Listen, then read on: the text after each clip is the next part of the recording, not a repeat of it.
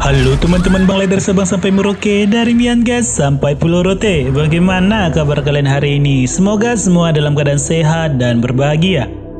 Hari ini kita akan mengulas film horor Thailand Ngap yang berjudul The Heiress. Film yang mengisahkan seorang wanita menjadi pemuja setan semenjak ia diselingkuhi oleh lelaki yang pernah ia cintai. Namun akibat bermain dengan setan, akhirnya membawa dirinya kepada suatu hal yang sangat merugikan dirinya dan orang-orang di sekitarnya. Dan seperti biasa, sebelum kita memulai ceritanya, fokuskan pikiran, lupakan mantan, lupakan tagihan pinjaman online, lupakan kreditan barang-barang, dan mari sama-sama kita katakan, ngeri kali lai.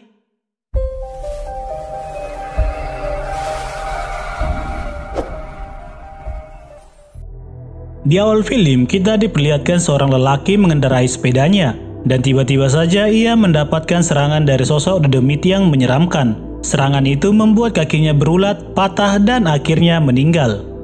Film berpindah kepada seorang wanita yang bernama Luna baru saja pindah kontrakan bersama keponakannya yang bernama Gia.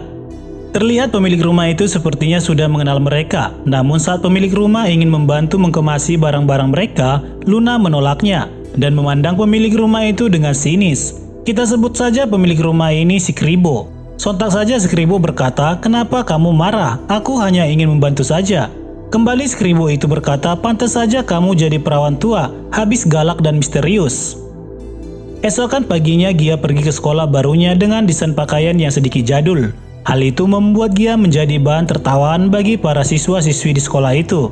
Dan saat HP-nya terjatuh, seorang lelaki datang dan mencoba memperbaiki HP-nya. Belum saja kenalan, Gia langsung saja pergi. Namun dari pandangan Bang Lai, sepertinya mereka akan saling jatuh cinta. Di sekolah, ibu Gia menelepon dan mengatakan bahwa ibunya akan segera pulang. Ternyata Gia dan ibunya ini sudah lama sekali nggak jumpa. Terakhir mereka jumpa saat Gia masih bocil, di mana ibunya harus merantau ke Eropa karena kesulitan ekonomi. Setelah Gia selesai menelepon ibunya, lelaki itu kembali menemui Gia dan memperkenalkan dirinya yang bernama Benz. Sementara di rumah, si Kribo datang menemui bibinya si Gia untuk meminta uang kontrakan dibayar lebih awal. Namun Luna berkata saat ini dia belum memiliki uang. Mendengar jawaban itu, si Kribo kembali mengejek Luna dan berkata, "Pantas saja kamu menjadi perawan tua dan ditinggalkan si Ruben." Si Ruben ini adalah mantan si Luna. Setelah itu tiba-tiba saja seekor lalat mengganggu kepala si Kribo. Mungkin karena sudah sebulan gak keramas, jadi rambutnya berbau keju. Melihat hal itu, Luna pun menangkap lalat itu sambil menjambak rambut si Kribo dengan sadisnya. Dan saat si Kribo pergi meninggalkan Luna, terlihat Luna sepertinya membacakan jambe-jambe. Di perjalanan, sopir si Kribo itu izin sebentar untuk membeli limun. Dan di dalam mobil sepertinya ada sesuatu yang mengganggu si Kribo ini. Dan tiba-tiba muncullah dedemit yang membuat si Kribo keluar dari mobilnya. Entah apa yang terjadi, kini perut si Kribo terasa sakit dan ia memuntahkan cairan hitam. Tidak sampai di situ, kini lidah si Kribo menjulur panjang keluar. Dan akhirnya ia pun berakhir. Serem kali lai. Pada malam harinya saat Luna ingin ke kamarnya, tiba-tiba saja ia diserang sosok dedemit. Namun, dedemit itu hanya mengelus manja wajahnya. Bang Lai mencium sesuatu hal yang tidak baik dari si Luna ini. Esokan harinya saat Gia di dalam kamar mandi, Gia melihat ada suatu simbol di langit-langit kamar mandi itu. Dan sepertinya ada sosok dedemit yang mengintipnya dari pintu toilet. Dan benar saja, kemudian cairan hitam jatuh dari simbol langit di toilet itu. Dan ternyata itu hanya halusinasi saja. Pada malam hari terlihat ibunya meminta maaf kepada Gia atas apa yang ia lakukan selama ini. Ibunya menjelaskan bahwa ia lama tidak kembali karena ada suatu masalah. Ibunya juga menjelaskan bahwa ia tidak akan kembali ke Eropa. Ia akan menetap dan tinggal bersama Gia. Namun sepertinya Gia masih sedikit kesal dengan ibunya dan pergi tanpa sepatah kata. Terlihat ibu Gia mengatakan kepada Luna sepupunya bahwa ia akan tinggal menetap dan tidak merantau lagi. Bukannya senang, Luna sepertinya tidak suka jika ibunya Gia tinggal bersama mereka.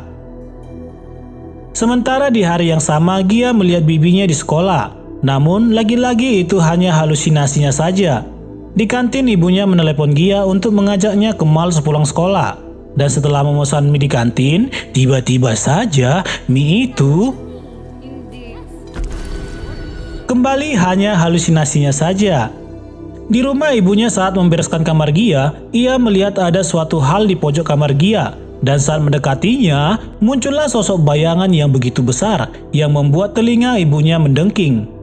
Sementara terlihat Luna sedang berbicara di depan cermin mengatakan untuk menunggu sedikit lagi. Kamu akan memilikinya selamanya untuk panguyupan. Dan muncullah nama Gia di cermin itu. Di malam itu Gia diantarkan oleh Benz pulang. Ben memberikan sebuah gelang sebagai tanda persahabatan kepada Gia. Sepertinya hubungan mereka akan jadi pacaran. Yang jomblo mohon bersabar, ini ujian. Esokan harinya Gia bersama ibunya pun pergi ke mall. Di sana ibunya membelikan baju yang lebih modis kepada Gia, serta mengajak Gia untuk memotong rambut. Tara, Gia semakin cantik dengan gaya barunya, mirip dengan teman Bang Lai Siraniati Lumban Raja. Siap. Sementara Ben datang ke rumah Gia dan bertemu dengan bibinya. Di rumah Ben diberikan jamu kuat. Tak lupa biskuit Roma jadi cemilannya agar Ben kuat seperti macan. Namun setelah minum jamu kuat itu, tiba-tiba saja Ben merasa kepalanya pusing. Mungkin karena jamu itu seharusnya diminum khusus buat usia 18 tahun ke atas. Dalam keadaan pusing karena mikirin cicilan aku laku, kredivo, ada kami, pinjaman tunai, Luna berpesan agar tidak mendekati Gia lagi. Camkan itu Ben. Saat Gia makan karedok bersama ibunya, tiba-tiba saja pandangan orang-orang di sekitarnya mengarah padanya. Gia pun meminta izin kepada ibunya ke toilet. Dan tiba-tiba lampu toilet itu pun berkedip-kedip. Dan serem kali Lai. Setelah sampai di rumah, Luna kecewa dengan penampilan Gia yang seperti laki-laki. Luna marah kepada Gia dan ibunya karena penampilannya sangat buruk. Tentu buruk versi bibinya. Tidak lupa Luna juga merepet kepada ibunya Gia dan berkata seharusnya izin dulu. Ya elah, begini aja diributin ngap. Lanjut. Pada malam hari, ibu Gia terbangun dari tidurnya. Ia melihat jejak kaki di lantai dan mengikuti jejak itu, yang membawanya ke dalam kamar Gia. Saat ingin kembali ke kamarnya, ia melihat Luna sekilas lalu mengikutinya. Namun saat di depan pintu, tiba-tiba saja muncul sosok Dedemit di hadapannya. Esokan paginya ibu Gia mengatakan kepada Luna agar segera pergi dari rumah itu, karena sepertinya rumah ini ada Dedemitnya. Namun Luna mengatakan itu hanya halusinasinya saja. Dan sepertinya ibu si Gia ini mulai curiga kepada Luna. Hingga akhirnya ibu Gia mengintip Luna saat meletakkan kunci di tempat tersembunyi. Setelah itu ibu Gia mengambil kunci itu dan masuk ke dalam ruangan milik Luna. Dan ruangan itu terlihat banyak sekali benda-benda ritual. Ia pun mendokumentasikan benda-benda itu. Dan saat memperhatikan lebih dekat, ia menemukan kotak foto yang memiliki simbol. Ibu Gia kini mengingat ketika mereka masih muda, di mana Luna ingin mencoba bunuh diri karena cintanya diduakan. Iyalah, siapa yang mau diduakan? Akhirnya ia membalas dendam dengan masuk ke dalam suatu komunitas sekte panguyupan. Dan setelah itu Luna menyantet sang mantan seperti di awal film tadi. Sementara Gia saat mandi, ia melihat di baunya suatu simbol seperti simbol yang dilihat ibunya. Dan sesampainya di sekolah dengan gaya barunya, dia menjadi pusat perhatian. Bahkan Benz terkejut dengan gaya dan paras Gia saat ini. Terlihat kini ibu Gia mengunjungi sebuah toko dan ternyata pemilik toko adalah mantan anggota sekte panguyupan. Ibu Gia menjelaskan tentang kejadian yang ia alami dan tentang Luna yang ternyata masih mendalami ilmu sihir tersebut. Ia meminta kepada lelaki itu untuk membantunya dan membantu putrinya. Kemudian lelaki itu menyarankan kepada mereka untuk segera keluar dari rumah itu. Sesampainya di rumah, ibu Gia berkata kepada Luna tentang sihir yang masih ia pelajari selama ini. Ia kecewa kepada Luna. Setelah ia membalas dendam kepada mantannya, ternyata Luna masih saja menyimpan ilmu sihir tersebut. Ibu Gia juga mengatakan akan segera keluar dari rumah ini bersama Gia. Dan dia pun masuk ke dalam kamar. Saat ingin menelepon lelaki yang ia temui tadi, tiba-tiba saja HP itu terlempar. Dan kini simbol itu muncul di dinding kamar tersebut. Dan Luna menggunakan ilmu sihirnya kepada ibu Gia. Terlihat ibu Gia tidak bisa mengendalikan dirinya lagi. Dan pada akhirnya ia pun harus meninggal di tangan saudaranya sendiri. Sementara Gia dan Benz lagi kencan, Luna menelepon Gia dan menyampaikan bahwa ibunya telah meninggal. Terlihat Gia sangat bersedih atas kehilangan ibunya. Setelah beberapa hari berlalu, Gia mencari gelang pemberian Benz di dalam kamarnya. Sampai pada akhirnya saat mencari, Gia menemukan HP ibunya dari kolong ranjang. Ia pun kembali menangis karena melihat foto ibunya.